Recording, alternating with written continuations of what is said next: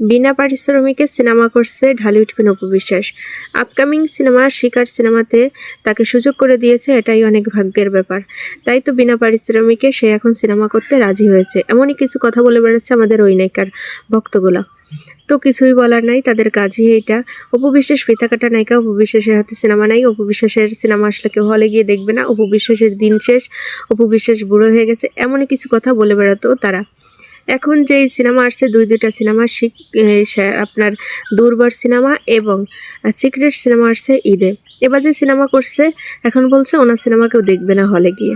শিকার সিনেমাতে পলাশ তার পাশে অভিনয় করবে, এখন বলছে পলাশ নাকি বুড়ো হয়ে গেছে, তার সিনেমাও হলে গিয়ে কেউ দেখবে না।